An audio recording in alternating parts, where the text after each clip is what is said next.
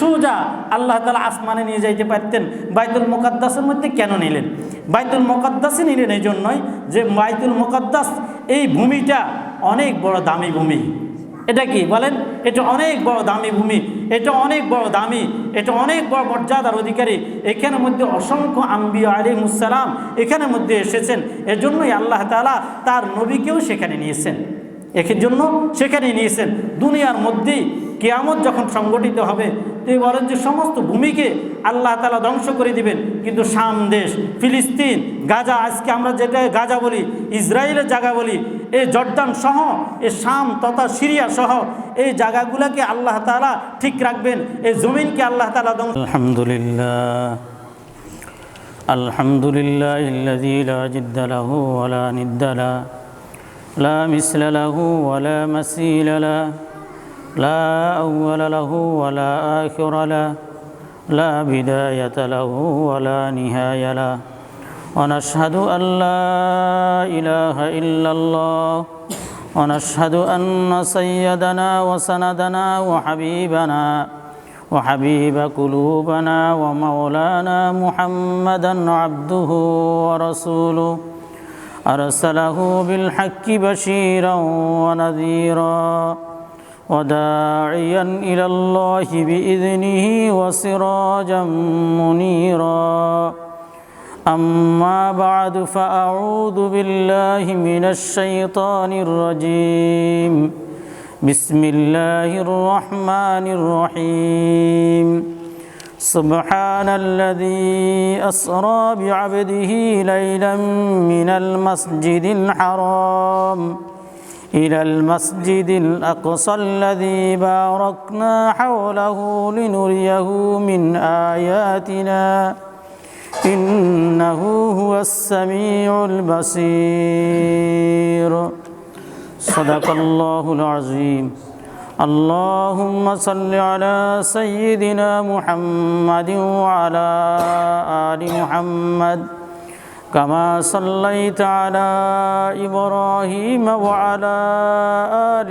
إبراهيم إنك حميد مجيد اللهم بارك على محمد وعلى آل محمد كما باركت على إبراهيم وعلى آل إبراهيم إنك حميد مجيد اللهم صل على سيدنا محمد كلما ذكره الذاكرون وكلما غفل عن ذكره الغافلون أستغفر الله الذي لا إله إلا هو الحي القيوم وأتوب إليه لا حول ولا قوة إلا بالله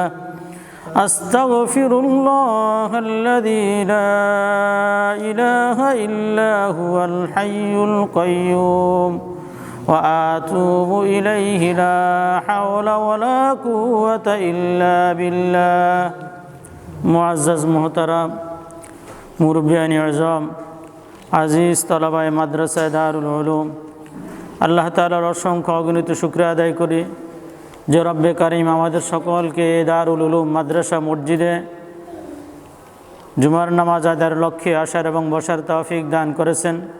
রব্বে কারীমের শুকরিয়া আদায় করি আলহামদুলিল্লাহ। আমরা আজকে যে জুমার মধ্যে উপস্থিত হয়েছি, এই জুমাটা হলো রজব মাসের প্রথম জুমা।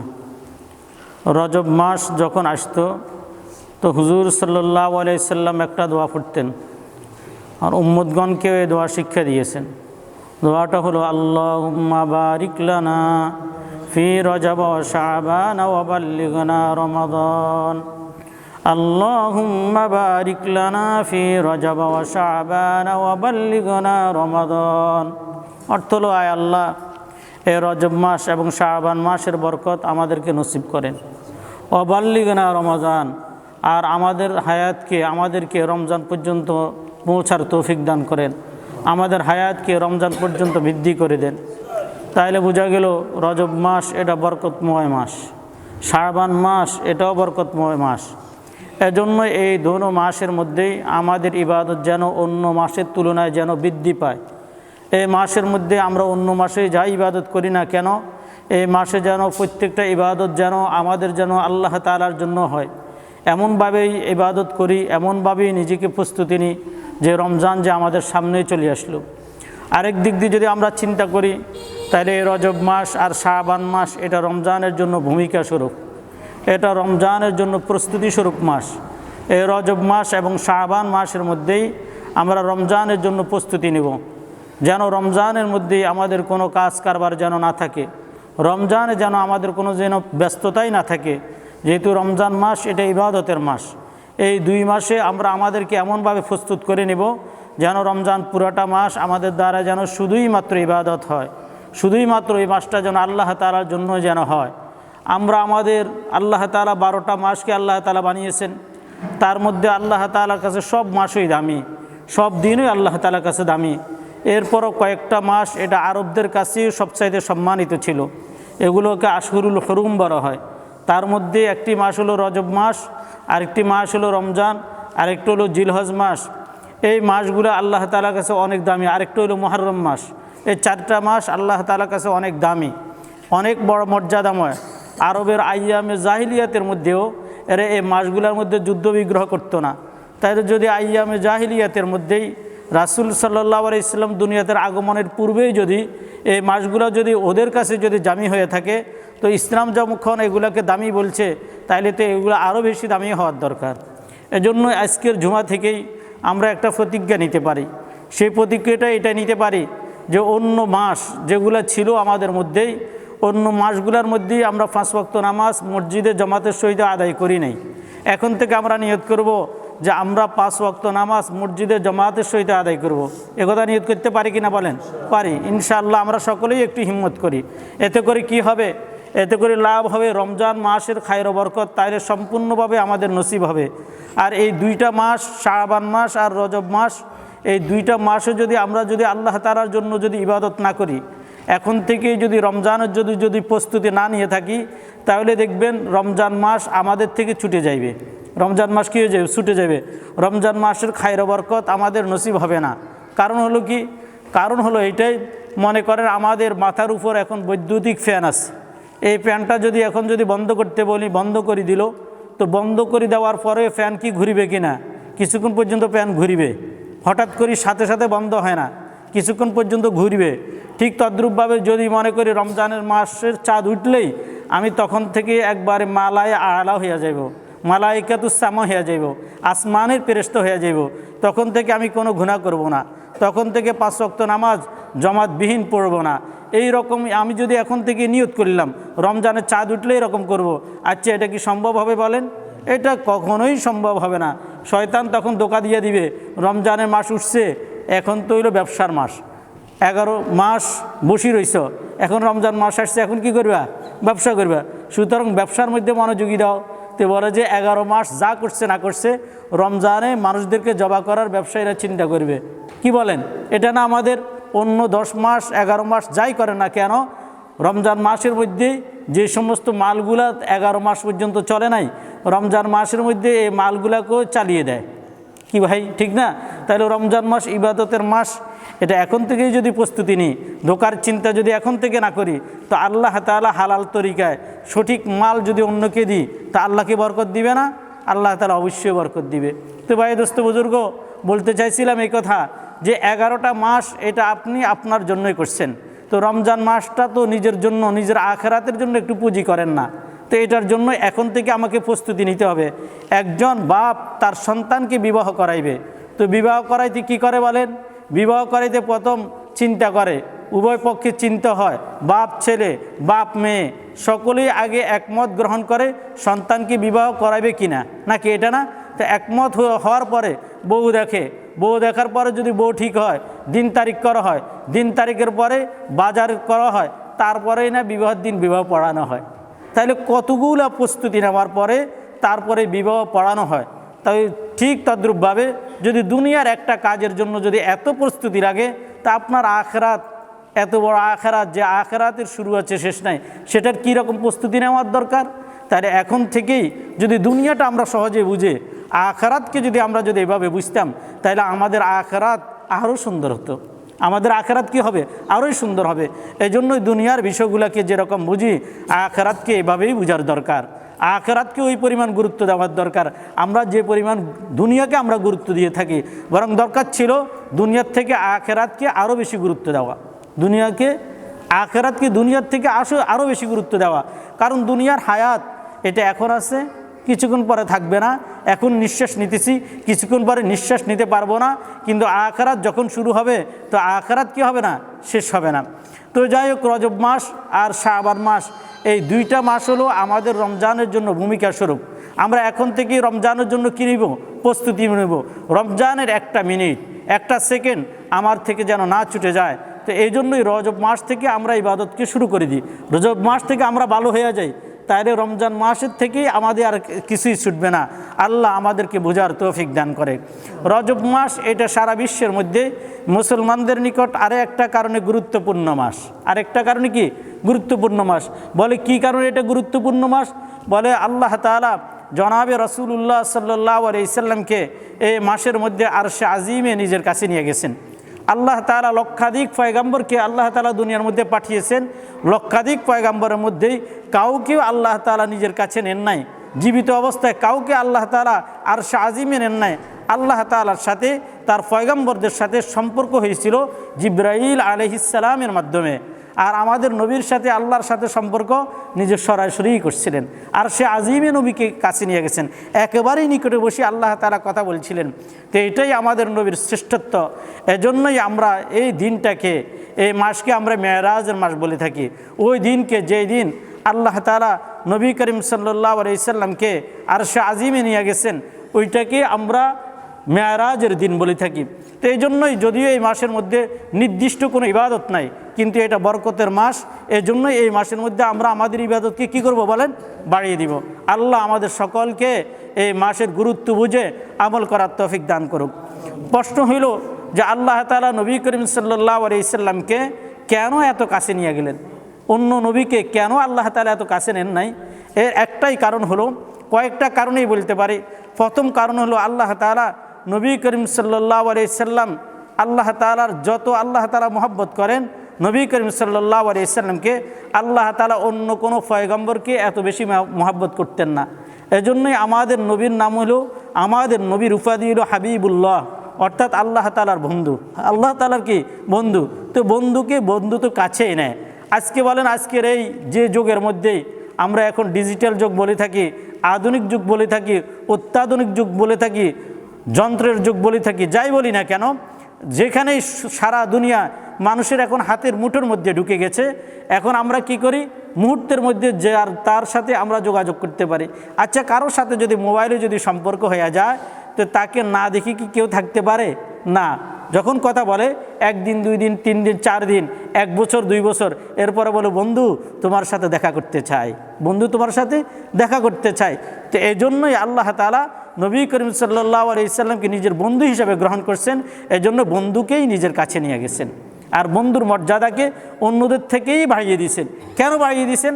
বলে নবী করিম সাল্লাল্লাহু আলাইহি সাল্লামের উপর যে পরিমাণ নির্যাতন করা হয়েছিল, উম্মত যে পরিমাণ নবী করিম সাল্লাল্লাহু আলাইহি সাল্লামকে নির্যাতন করছিল, আর অন্য কোন উম্মত তাদের নবীদেরকে এত বেশি নির্যাতন করেন নাই। নবী করিম সাল্লাল্লাহু আলাইহি সাল্লামের যে বছর মেরাজ হয়েছিল, ওই মেরাজের বছর নবী করিম সাল্লাল্লাহু আলাইহি সাল্লামের সবচেয়ে একেবারেই কাছের, একেবারেই নিকটতম, একেবারেই প্রিয়তম ব্যক্তিটাকে আল্লাহ তাআলা দুনিয়া থেকে নিয়ে গেছেন। তিনি হলেন হযরত খাদিজাতুল কুবরা রাদিয়াল্লাহু তাআলা আনহা, আমাদের আম্মাজান। হুজুর সাল্লাল্লাহু আলাইহি সাল্লাম খাদিজা রাদিয়াল্লাহু তাআলা আনহাকে সবচাইতে বেশি পছন্দ করতেন, সবচাইতে বেশি ভালোবাসতেন। হুজুর সাল্লাল্লাহু আলাইহি সাল্লাম খাদিজা রাদিয়াল্লাহু তাআলা আনহার বিষয়ে সবসময় প্রশংসা করতেন। আম্মাজান আয়েশা রাদিয়াল্লাহু তাআলা আনহা একদিন বলেন, আপনি কেন এই বুড়োর এইরকম প্রশংসা করেন? এই বুড়ির কেন এত প্রশংসা করেন? কেন এই কথা বলছেন? রাসূলুল্লাহ সাল্লাল্লাহু আলাইহি সাল্লাম স্ত্রীদের মধ্যেই সবচাইতে স্বল্প বয়স্কা কে ছিল? আয়েশা রাদিয়াল্লাহু তাআলা আনহা। হুজুর সাল্লাল্লাহু আলাইহি সাল্লামের খাদিজা রাদিয়াল্লাহু তাআলা আনহা ছাড়া আরও 10 জন বিবি ছিল, কিন্তু হুজুর সাল্লাল্লাহু আলাইহি সাল্লাম সবসময় খাদিজাতুল কুবরা রাদিয়াল্লাহু তাআলা আনহাকেই বেশি স্মরণ করতেন। এবং আরও আশ্চর্যের বিষয় হলো, যদিও 40 বছর বয়স্কা এই মহিলাকে হুজুর সাল্লাল্লাহু আলাইহি সাল্লাম বিবাহ করছিলেন। এই মহিলার সময় যতদিন পর্যন্ত তেনার এই স্ত্রী জীবিত ছিল তিনি অন্য কোনো বিবাহ করেন নাই, অন্য কোনো কী করেন নাই, বিবাহ করেন নাই। রাসূলুল্লাহ সাল্লাল্লাহু আলাইহি সাল্লাম এই স্ত্রী থাকাকালীন অন্য কাউকে বিবাহ করেন নাই। হুজুর সাল্লাল্লাহু আলাইহি সাল্লামকে যখন আয়েশা রাদিয়াল্লাহু তাআলা আনহা এই কথা বলছেন, আপনি এই বুড়ির কথা কেন বলেন? তখন রাসূলুল্লাহ সাল্লাল্লাহু আলাইহি সাল্লাম চোখের পানি ছেড়ে দিলেন, বলল, আয়েশা, আমার দুঃখের দিনের সাথী হলো খাদিজা, আমার সবচাইতে দুঃখের দিনের সাথী সেই ছিল, আমার দুঃখের সময় আর কেউ ছিল না। আর খাদিজা রাদিয়াল্লাহু তাআলা আনহা তিনিও রাসূলুল্লাহ সাল্লাল্লাহু আলাইহি সাল্লামকে এই পরিমাণ সান্ত্বনা দিয়েছেন যেই সময় হুজুর সাল্লাল্লাহু আলাইহি সাল্লামের সবচাইতে বেশি সান্ত্বনার দরকার ছিল। খাদিজা রাদিয়াল্লাহু তাআলা আনহা এইরকম এক মহান ব্যক্তি ছিলেন। রাসূল সাল্লাল্লাহু আলাইহি সাল্লাম যখন সাওর গুহার মধ্যে, হেরা গুহার মধ্যে ধ্যানমগ্ন করতেন, তখন খাদিজা রাদিয়াল্লাহু তাআলা আনহা সেখানে রাসূলের জন্য খাবার নিয়ে যাইতেন। এবং রাসূলুল্লাহ সাল্লাল্লাহু আলাইহি সাল্লামের বিষয়ে খাদিজাতুল কুবরা রাদিয়াল্লাহু তাআলা আনহাকে যখন রাসূল সাল্লাল্লাহু আলাইহি সাল্লাম বিবাহ করছিলেন, তখন আরবের লোকেরা বলতেছে এই কথা, একজন গরিব লোক ধনী মহিলাকে বিবাহ করছেন, একজন গরিব লোক ধনী মহিলাকে বিবাহ করছেন। এই কথাটা কীরকম শোনা যায়? যদি বলা যায় স্ত্রী বহু টাকার মালিক আর স্বামী বেচারা দরিদ্র, এ কথা শুনতে কেমন হয়? এই কথা শুনতে অত্যন্ত খারাপ হয়। বোঝা গেল নাউজুবিল্লাহ যে একজন দরিদ্র ধনী লোককে বিবাহ করছে, মাআযাল্লাহ টাকার লোভে মনে হয় বিবাহ করছে, আল্লাহ মাফ করেন। এই কথাটা যখন খাদিজা রাদিয়াল্লাহু তাআলা আনহার কানে গেল, সাথে সাথে তিনি সমস্ত টাকাগুলার দায়িত্ব, সমস্ত টাকাগুলা রাসূলুল্লাহ সাল্লাল্লাহু আলাইহি সাল্লামকে দিয়ে দিয়েছেন। রাসূল সাল্লাল্লাহু আলাইহি সাল্লাম ধনী হয়ে গেছেন। এখন রাসূলুল্লাহ সাল্লাল্লাহু আলাইহি সাল্লাম ধনী আর খাদিজা রাদিয়াল্লাহু তাআলা আনহা হলেন কি দরিদ্র। কেন এটা করলেন? আমাদের সমাজেও তো এটা করার দরকার ছিল যে স্বামীরা সবসময় স্ত্রীদের কাছে দামি থাকবে। সমস্ত স্ত্রীর এখান থেকে আয়েশা রাদিয়াল্লাহু তাআলা, খাদিজা রাদিয়াল্লাহু তাআলা আনহা থেকে শিক্ষা গ্রহণ করা উচিত যে আমার স্বামীর মর্যাদা আমার থেকে উপরে থাকবে, আমার স্বামীর মর্যাদা আমার চাইতে কি থাকবে, উপরে থাকবে।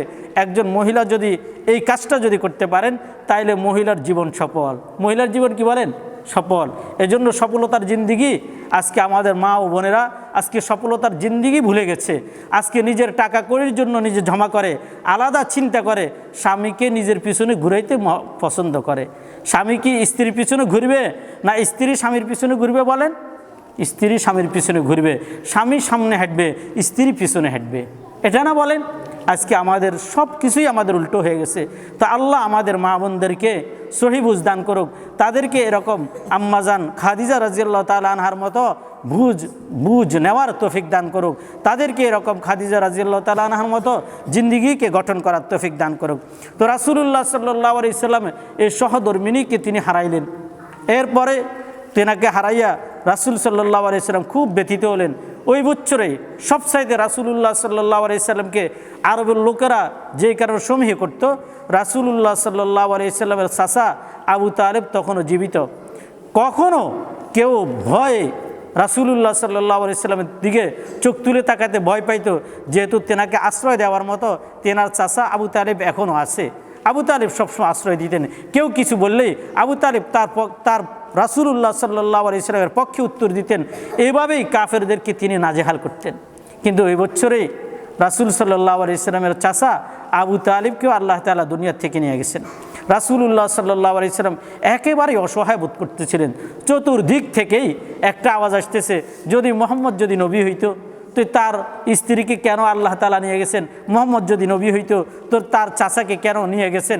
এভাবে মুহাম্মদ যদি সত্যিকারী ব্যক্তি হইতো তাকে কেন ছোটোকালে এতিম বানানো হলো? কেন তাকে ছোটোকালে তার বাবাকেও দুনিয়া থেকে নিয়ে গেল হলো, তার মাকেও দুনিয়া থেকে নিয়ে গেলেন? আর রাসূল সাল্লাল্লাহু আলাইহি সাল্লামকে মানুষ এ কথা বলতেছে, বলে যে এটা তো মানুষ হইতে পারে না, এটা কিভাবে, এটা নির্বংশ। রাসূল সাল্লাল্লাহু আলাইহি সাল্লাম কী বলতো? নির্বংশ, তার কোনো সন্তানাদি নাই। রাসূল সাল্লাল্লাহু আলাইহি সাল্লামের কোনো সন্তান বেঁচে নাই, ছেলে সন্তান বাঁচে নাই। এই জন্যই রাসূলুল্লাহ সাল্লাল্লাহু আলাইহি সাল্লামকে চতুর্দিক থেকে যখন এইরকম কটাক্ষমূলক আচরণ যখন শুরু করছিল, তা আল্লাহ তাআলা বলে যে তাদের জবাবে যে দেখো আমার বন্ধুকে আমি কত মহব্বত করি, তোমরা বলো আমার বন্ধুর কোনো মর্যাদা নাই, আমার বন্ধুর মর্যাদা দেখো কীরকম। তো রাসূলুল্লাহ সাল্লাল্লাহু আলাইহি সাল্লামকে আল্লাহ তাআলা নিজের কাছে নিয়ে গেছেন আর জগৎবাসীকে শিক্ষা দিয়ে দিলেন, দেখো আমার পরম বন্ধু মুহাম্মদুর রাসূলুল্লাহ সাল্লাল্লাহু আলাইহি ওয়াসাল্লাম। তাহলে আজকেই আমাদের জন্যও তো এটা গর্ব, আমাদের জন্য কি গর্ব যে আমরা নবী মুহাম্মদুর রাসূলুল্লাহ সাল্লাল্লাহু আলাইহি ওয়াসাল্লামের উম্মত হতে পেরেছি। পয়গম্বরদের মধ্যে থেকেই অনেকেই রাসূলুল্লাহ সাল্লাল্লাহু আলাইহি ওয়াসাল্লামের উম্মত হওয়ার জন্য দরখাস্ত করছিল। এত জলিলে কদর পয়গম্বর, সমস্ত নবীদের যিনি সরদার, যেনাকে সাইয়্যিদুল কাওনাইন বলা হয়, ইমামুল আম্বিয়া বলা হয়, এই নবীর উম্মত হওয়ার জন্য সকলেই দরখাস্ত করছিল। সাইয়্যিদুনা ঈসা আলাইহিস সালামের দরখাস্তকে আল্লাহ তাআলা কবুল করছেন। আল্লাহ তাআলা তেনার দরখাস্তকে কবুল করছেন। এজন্য ঈসা আলাইহিস সালামকে আল্লাহ তাআলা নিজের নিকটেই নিয়ে গেছেন। এখন জীবিত অবস্থায় নিয়ে গেছেন, তিনি উম্মত হিসাবেই দুনিয়ার মধ্যে আসবেন। তাইলে যদি নবীরা যদি দরখাস্ত করতে পারে এই নবীর উম্মত হওয়ার জন্য, তাহলে আমরা তো দরখাস্ত করা ব্যতীতেই আমরা নবীর উম্মত হয়ে গেছি। তাহলে আমাদের অবস্থা কীরকম বলেন? আর আমাদের নবীর মর্যাদা অন্য নবীদের তুলনায় অনেক বেশি। কেমন? মুসা আলাইহিস সালাম আল্লাহ তাআলার কাছে বলেছে, রব্বি আরিনি, আয় আল্লাহ আপনি আমার সাথে একটু দেখা দেন। আপনি কি করেন? আমার সাথে একটু দেখা দেন, আমি আপনাকে দেখতে চাই। আল্লাহ তাআলা বলে, লান তারানি, হে মুসা তুমি আমাকে কখনো দেখতে পাইবে না, কখনো আমাকে কি করবে না, দেখতে পাইবে না। অর্থাৎ আমাকে দেখার মতো তোমার যোগ্যতাই নেই, তোমাকে ওই রকম যোগ্যতা বানানো হয় নাই যে তুমি আমাকে দেখতে পাইবা। এজন্যই তো মুসা আলাইহিস সালাম তুর পাহাড়ে দাঁড়াইছেন, তো তিনি সেখানে টিকতে পারেন নাই। আল্লাহ তাআলা তাজাল্লিও সহ্য করতে পারেন নাই, তিনি তো সেখানে বেহুশ হয়ে পড়ে গেছেন। আর তুর পাহাড় সেটাও জ্বলে ভস্ম হয়ে গেছেন, যেটাকে আজকে আমরা সুরমা হিসেবে ব্যবহার করি। অথচ আমাদের নবী করিম সাল্লাল্লাহু আলাইহি সাল্লামকে আল্লাহ তাআলা একেবারেই কাছে নিয়ে গেছেন। আমাদের কয়েকজন ভাই ও বন্ধু এই যে মেরাজ, এই মেরাজকে তেনারা বলেন স্বপ্নযোগ হয়েছে। তেনারা বলেন কি যে রাসূলুল্লাহ সাল্লাল্লাহু আলাইহি সাল্লাম যে মেরাজ করেছেন, আল্লাহ তাআলার কাছে গিয়েছেন, এই সবগুলো স্বপ্নযোগ হয়েছে। আমরা তাদের দাঁত ভাঙা জবাব এভাবে দিব যে এটা কখনোই নয়, বরং আমাদের রাসূলের এই স্বপ্নটা, এই মেরাজ এটা স্বপ্নযোগ্য হয় নাই, বরং এটা আল্লাহ তাআলা দৈহিকভাবে রাসূলুল্লাহ সাল্লাল্লাহু আলাইহি সাল্লামকে একেবারেই নিকটে নিয়ে গেছেন। কেমনে? আপনাদেরকে আমি এই কোরআনে কারীমের একটি আয়াত শুরুতেই তেলাওয়াত করছি। এই আয়াতের তর্জমা এবং এই আয়াতের পরিপ্রেক্ষিতে দুই চারটা কথা বলে প্রমাণ দেওয়ার জন্য চেষ্টা করব। সূরা বানী ইসরাঈলের প্রথম আয়াত আপনাদের সামনে তেলাওয়াত করছি। এই আয়াতটা হলো, সুবহানাল্লাযী আসরা বিআবদিহি লাইলাম মিনাল মাসজিদিল হারামি ইলাল মাসজিদিল আকসা।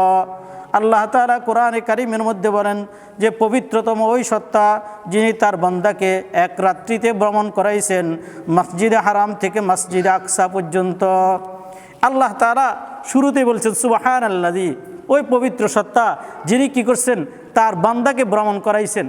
আমরা যখন আশ্চর্যকর ঘটনা বলি তখন আপনারা কি বলেন? বলেন সুবহানাল্লাহ। কি বলেন? বলেন সুবহানাল্লাহ।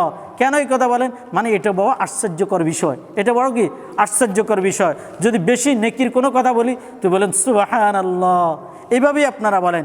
ঠিক আল্লাহ তাআলা কোরআনে কারীমের শুরুতেই এই বনী ইসরাঈলের প্রথম আয়াতে রাসূলের মেরাজের ঘটনা বলতে গিয়া বলছেন সুবহান। কি বলছেন? সুবহান। মানে এটা বড় আশ্চর্যকর বিষয়। তাহলে বোঝা গেল যে রাসূল সাল্লাল্লাহু আলাইহি সাল্লাম যে মেরাজে গেলেন এটা একটা আশ্চর্যজনক ঘটনা। কারণ কোনো নবী আল্লাহ তাআলার কাছে এরকম যাইতে পারে নাই, এটা বড় আশ্চর্যের বিষয়। তাহলে আল্লাহ তাআলা যেখানে বলছেন এটা আশ্চর্যের বিষয়, সেখানে আমি কেমনে বলি এটা স্বপ্নযোগ্য হয়েছে? কেমনে আমি এই কথা বলি? তাহলে বোঝা গেল সুবহান শব্দ যখন ব্যবহার করা হলো তাহলে বোঝা গেল স্বপ্নে নয়। স্বপ্ন এত আশ্চর্য হয় না। স্বপ্ন তো আমরাও দেখি, আমরা স্বপ্নের মধ্যে দেখি আমরা সৌদি আরব চলে গেছি, স্বপ্নের মধ্যে দেখি আমি হজ করতেছি, স্বপ্নের মধ্যে দেখি আমি আঙ্গুর খাইতেছি, স্বপ্নের মধ্যে দেখি শ্বশুর বাড়িতে চলে গেছি। কি বলেন? এরকম আপনার স্বপ্নের মধ্যে দেখি না? তো এই স্বপ্নের যদি সকালবেলা যদি আপনি যদি আপনার বিবির কাছে বলেন যে গতকালকে স্বপ্নে দেখলাম তোমার বাপের বাড়িতে গিয়েছিলাম, তো সে কি বলবি? সুবহানাল্লাহ। একথা বলবে? কখনোই বলবে না। স্বপ্ন তো এরকম দেখতেই পারে। সুতরাং এখানে সুবহানাল্লাহ বলার কি দরকার? তাহলে আল্লাহ তাআলা যখন সুবহানাল্লাহ বলছেন তাহলে বোঝা গেল এটা আশ্চর্যকর ঘটনা, এটা কোনো নিছক কোনো স্বপ্ন নয়, এটা নিছক কোনো ঘটনা নয়। আরেকটা বিষয় হলো রাসূলুল্লাহ সাল্লাল্লাহু আলাইহি সাল্লাম যখন মেরাজের থেকে আসছিলেন তখন কিছু লোক যখন রাসূল এই মেরাজের ঘটনা বলছিলেন তো কিছু লোক মাথায় হাত দিয়েছেন, মাথায় হাত দিয়ে বসে গেছেন। কেমনে এটা সম্ভব যে তিনি বাইতুল্লাহ থেকে বাইতুল মুকাদ্দাসে সৌদি আরব থেকে ফিলিস্তিন চলে গেছে রাত্রিবেলায়, আবার সকালবেলা চলে আসলো? এটা কেমনে হয়? এই অল্প মুহূর্তে কি যাইতে পারে? এজন্যই কেউ কেউ মাথায় হাত দিয়ে বসে গেছেন। কেউ যায় একজন যায় সিদ্দিক আকবরকে বললেন, আরে সিদ্দিক, আরে আবু বকর, তুমি শুনছ রাসূল বেলে তিনি এক রাত্রিতে বাইতুল্লাহ থেকে বাইতুল মুকাদ্দাস গিয়েছেন, আবার সেখান থেকে আরশে আজিমে গেছেন, আবার জান্নাত জাহান্নাম দেখছে, এটা কি সত্য কিনা? সাইয়্যিদুনা আবু বকর রাদিয়াল্লাহু তাআলা আনহু বলেন, এটা কি আমাদের নবী মুহাম্মদ রাসূলুল্লাহ সাল্লাল্লাহু আলাইহি ওয়াসাল্লাম বলছেন? বলল তিনিই বলছেন। বলল তাইলে অবশ্যই সত্য, অবশ্যই কি সত্য। আমরা তো এর সাথে আশ্চর্যকর ঘটনাও আমরা বিশ্বাস করি। আল্লাহ তাআলার জিবরাইল যখন এত হাজার হাজার মাইল দূর থেকে যখন আরশে আজিম থেকে যখন ওহী নিয়ে আসে, তা আমরা ওহীগুলোকে তো নির্দ্বিধায় বিশ্বাস করি। তাহলে সামান্য মুহূর্তে যদি এত দূর থেকে আরশে আজিম থেকে সামান্য মুহূর্তে যদি জিবরাইল আলাইহিস সালাম আসতে পারে, তাহলে রাসূলুল্লাহ সাল্লাল্লাহু আলাইহি সাল্লাম এই এক রাত্রির মধ্যে ভ্রমণ করে আসছেন, এটা আশ্চর্যের কী হইতে পারে? তিনি সাথে সাথেই বিশ্বাস করছেন। এজন্য সাইয়্যিদুনা আবু বকর রাদিয়াল্লাহু তাআলা আনহুকে কী বলা হয়? সিদ্দিকে আকবর বলা হয়। এজন্য কি বলা হয়? সিদ্দিকে আকবর বলা হয়। এজন্য আবু বকর সিদ্দিক রাদিয়াল্লাহু তাআলা আনহু বলা হয়। আর কারো নামের সাথে এরকম সিদ্দিক শব্দটা ব্যবহার করা হয় না, শুধু আবু বকরের সাথে ব্যবহার করা হয়। কারণ আবু বকর রাসূলের প্রত্যেকটা বিষয়কে বলার সাথে সাথেই বিশ্বাস করতেন, এটার কোনো যুক্তি তালাশ করতেন না এটা হইতে পারে কিনা, মনে হয় কিছু হইতে পারে, মনে হয়। এই মনে হয় শব্দটা পর্যন্ত আবু বকর রাদিয়াল্লাহু তাআলা আনহু কখনো দিলের মধ্যে আনেন নাই। এই জন্য তারাকে কী বলা হয়? সিদ্দিকে আকবর বলা হয়। এরপরে কিছু কিছু লোক যারা নতুন করে মুসলমান হয়েছিলেন, তাদের মধ্যে কিছু লোক যখন এই ঘটনাগুলি শুনলেন, তখন তারা কয় এইটা হইতেই পারে না। কিছু লোক মাআযাল্লাহ তারা মুরতাদ হয়ে গেছে, তারা ইসলাম থেকে বাইরে গেছে, না এটা হইতে পারে না। তাহলে চিন্তা করার বিষয়, যদি রাসূল সাল্লাল্লাহু আলাইহি সাল্লাম যদি এরকম স্বপ্নযোগ্য হইতেন, তাহলে এত হাঙ্গামার কি দরকার ছিল? এত হাঙ্গামার কি দরকার ছিল? কেউ যে কুচ্ছা রটনা করা, কেউ মাথায় হাত দেওয়া, কেউ এই কথা বলা যে কেউ দিন থেকে ইসলাম থেকে সরে যাওয়া, এটা কি দরকার ছিল? তাহলে বোঝা গেল রাসূল সাল্লাল্লাহু আলাইহি সাল্লাম তাদের কাছে যখন ব্যক্ত করছেন, তখন তাদের কাছে এভাবেই ব্যক্ত করছেন রাসূল সশরীরে মেরাজে গমন করেছেন, যার কারণে আরবের মধ্যে, সৌদি আরবের মধ্যে হুজুর সাল্লাল্লাহু আলাইহি সাল্লাম জন্মভূমির মধ্যে যখন হুজুর সাল্লাল্লাহু আলাইহি সাল্লাম মেরাজের ঘটনা বলছেন, তখন তাদের মধ্যে বিভিন্ন কথা শুরু হয়ে গেছে। তাহলে বোঝা গেল যে মেরাজ এটা হুজুর সাল্লাল্লাহু আলাইহি সাল্লাম দৈহিকভাবে হয়েছে। দ্বিতীয় কথা হলো আল্লাজি আসরা বিআবদিহি, আসরা শব্দটা আল্লাহ তাআলা নিয়েছেন। আসরা কাকে বলে? আরবি শব্দ। আসরা অর্থ ভ্রমণ করা। রাত্রিবেলা যদি ভ্রমণ করে, এক জায়গা থেকে আরেক জায়গায় যায়, তাহলে এটাকে বলা হয় কি? আসরা। এখন যদি ঘুমে হইতো, তাহলে আল্লাহ তাআলা নাম শব্দ ব্যবহার করতেন, রুয়াত শব্দ ব্যবহার করতেন, মানে তিনি দেখছেন, তিনি কি করছেন? স্বপ্নযোগে দেখছেন, এটাকেই বলতেন।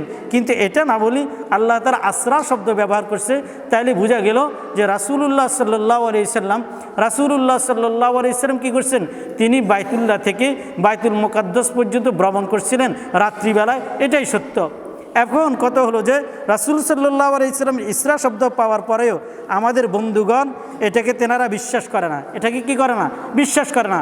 অথচ কোরআনে কারিমের মধ্যে ইসরা আরও কয়েক জায়গার মধ্যে আসছে, ওনারা কিন্তু ওইটাকে বিশ্বাস করে, ওনারা ওইটাকে কি করে? বিশ্বাস করে, ওইটাকে নির্দ্বিধায় মানে যে ইসরা অর্থ ভ্রমণ করা, ইসরা অর্থ রাত্রিবেলায় এক জায়গা থেকে আরেক জায়গার মধ্যে যাওয়া, এটাকে তেনারা বিশ্বাস করে। কোরআনে কারিমের আল্লাহ তাআলা সূরাতুদ দুখানের 23 নম্বর আয়াতে বলেন, ফাআসরি বিইবাদি লাইলান ইন্নাকুম মুত্তাবাউন, ফাআসরি বিইবাদি লাইলান ইন্নাকুম মুত্তাবাউন। আল্লাহ তাআলা মুসা আলাইহিস সালামকে আল্লাহ তাআলা বলেন, হে মুসা বিইবাদি লাইলান, আপনি আমার বান্দাদেরকে আপনি এই রাত্রিবেলায় মিশর থেকে বাহির করে নিয়ে যান, মিশর থেকে কি করেন? বাহির করে নিয়ে যান। তাহলে রাত্রিবেলায় এখানেই আমরা বিশ্বাস করলাম যে মুসা আলাইহিস সালাম তার কওমকে ফেরাউন থেকে মুক্তি দেওয়ার জন্য তিনি রাত্রিবেলা তাদেরকে নিয়ে বের হইয়া নীলনদ থেকে, নীলনদের উপর দিয়া তিনি চলে গেলেন। আর আল্লাহ তাআলা নীলনদকে দুই দিকে সরাইয়া দিলেন, মাঝখান দিয়ে তারা নীলনদের মাঝখান দিয়ে চলে গেছেন, এটা আমরা সকলেই জানি। তাহলে এইখানে ইসরা শব্দের অর্থ ভ্রমণ করা, এটাকেই আমরা বিশ্বাস করলাম। কিন্তু বনি ইসরাঈলের মধ্যে আল্লাহ তাআলা যখন আসরা শব্দ ব্যবহার করছে, তা আমরা বিশ্বাস করলাম না। এটা কেমন মুসলমান হলাম আমরা? কোরআনের কিছু আয়াতকে আমরা বিশ্বাস করি, আর কোরআনের কিছু আয়াতকে আমরা বিশ্বাস করি না। আল্লাহ তাআলা কোরআনে কারিমের মধ্যে বলেন, আফাতুমিনুনা বিবাদিল কিতাবি ওয়া তাকফুরুনা বিবাজ। আরে তোমরা কেমন মুমিন হলা? তোমরা কোরআনে কারিমের কিছু আয়াতকে বিশ্বাস করো আর কিছু আয়াতকে বিশ্বাস করো না, কিছু আয়াতকে অবিশ্বাস করো। তাই একজন মুমিন বান্দার জন্য এটা কখনোই ঠিক নয় কিছু আয়াতকে বিশ্বাস করবে আর কিছু আয়াতকে বিশ্বাস করবে না। অথচ কোরআনে কারিমের এক জায়গার মধ্যে যখন ইসরা শব্দ লইছে, আরেক জায়গার মধ্যে আসরা লইল, তাহলে দুনো জায়গার মধ্যে ভ্রমণ শব্দটাই আল্লাহ তাআলা নিয়েছেন। সুতরাং নবী করিম সাল্লাল্লাহু আলাইহি সাল্লাম রাত্রিবেলায় তিনি বাইতুল্লাহ থেকে বাইতুল মুকাদ্দাস পর্যন্ত ভ্রমণ করছেন, এটা আল্লাহ তাআলা করাইছেন, এটাই সত্য। এখন প্রশ্ন জাগে যে আল্লাহ তাআলা নবী করিম সাল্লাল্লাহু আলাইহি সাল্লামকে বাইতুল মুকাদ্দাস আর বাইতুল্লাহ দুটোটার মধ্যে কিভাবে কেন ভ্রমণ করাইছেন?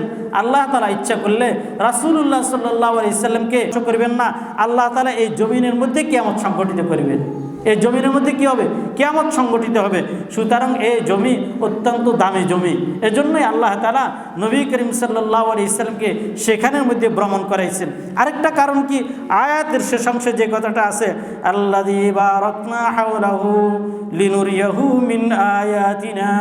আরে ফিলিস্তিন সহ গাজা সহ এই যে জায়গাগুলা, এগুলো বরকতের জায়গা, এগুলোর মধ্যে অসংখ্য বরকত আছে। এজন্যই আল্লাহ তাআলা নবী করিম সাল্লাল্লাহু আলাইহি সাল্লামকে ওই জায়গার মধ্যে ভ্রমণ করাইছেন, যেহেতু এই জমিটা খুবই দামি জমি। হে রাসূল, আপনি যে আরশে আজিমে আসবেন, আপনি আমার দামি জমির উপর দিয়ে ভ্রমণ করে আসেন। আর এই যে রাসূলুল্লাহ সাল্লাল্লাহু আলাইহি সাল্লাম সবচেয়ে আল্লাহ তাআলার কাছে প্রিয়, এজন্যই সর্বপ্রথম আমাদের কিবলা কোনটা ছিল বলেন? আমাদের কিবলা ছিল বাইতুল মুকাদ্দাস, মসজিদে আকসা। এই জন্যই নবীকে দুনো কিবলাকে আল্লাহ তাআলা ভ্রমণ করাইয়া আল্লাহ তার কাছে নিয়ে গেছে। আল্লাহ কি করছেন? তার কাছে নিয়েছেন। তাইলে বোঝা গেল যে রাসূলকে বাইতুল মুকাদ্দাসে আল্লাহ তাআলা এই জন্যই নিয়েছেন। 2 নম্বর জবাব হলো যে রাসূলুল্লাহ সাল্লাল্লাহু আলাইহি সাল্লামকে আল্লাহ তাআলা বাইতুল মুকাদ্দাসে নিয়েছেন এই জন্যই রাসূলের মর্যাদাকে আরও বৃদ্ধি করার জন্য। রাসূল যে আল্লাহ তাআলার কাছে অনেক দামি, আল্লাহ তাআলা প্রিয়, আল্লাহ তাআলা মাহবুব, এই কথাকে বোঝানোর জন্য।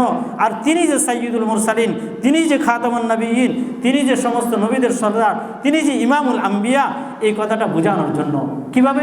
বাইতুল মুকাদ্দাসের মধ্যে আল্লাহ তাআলা যখন নবী করিম সাল্লাল্লাহু আলাইহি সাল্লামকে বোরাকের উপরে সাওয়ার করায় নিলেন, তখন দেখলেন যে অনেক আম্বিয়া আলাইহিমুস সালাম তেনারা নামাজের জন্য দণ্ডায়মান।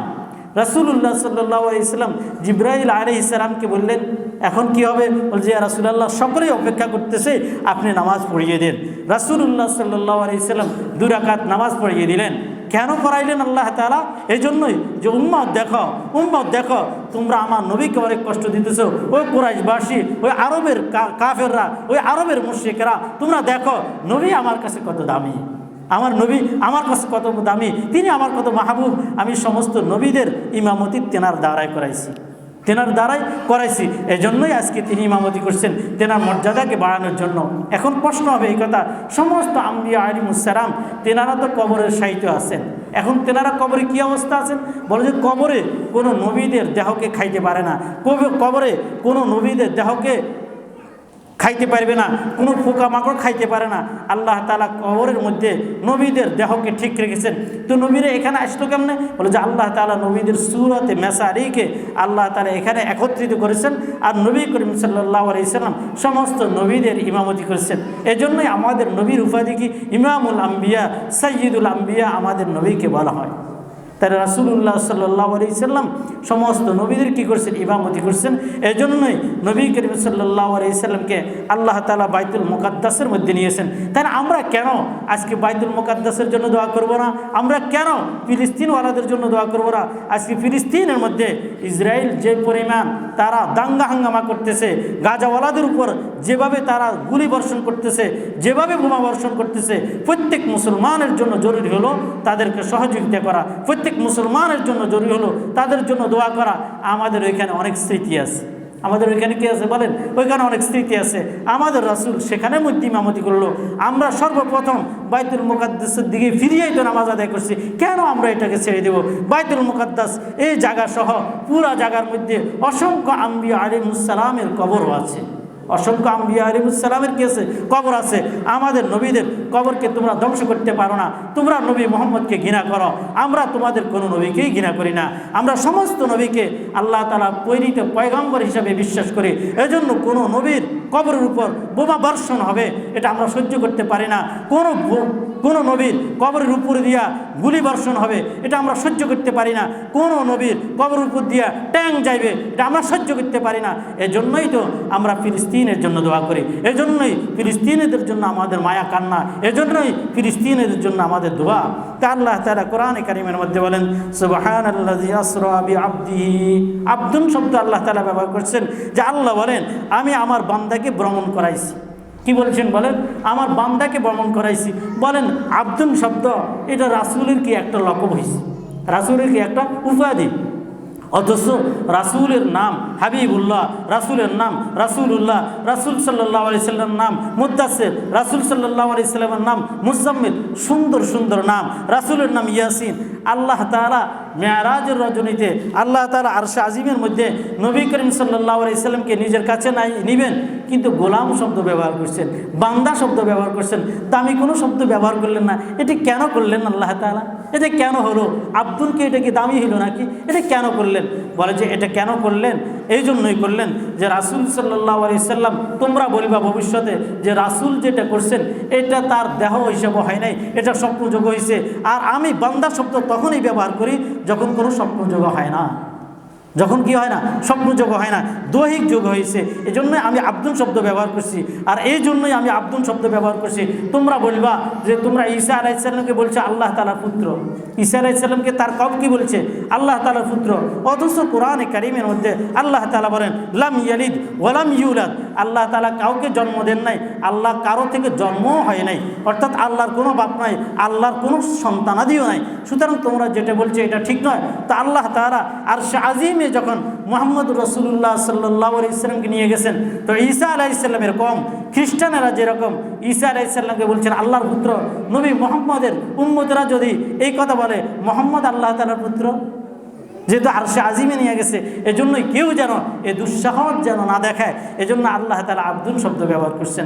আরও কেন ব্যবহার করছেন আল্লাহ তাআলা যদি তৌফিক দান করে আগামী যুগে জুমায় ইনশাআল্লাহ আলোচনা করব।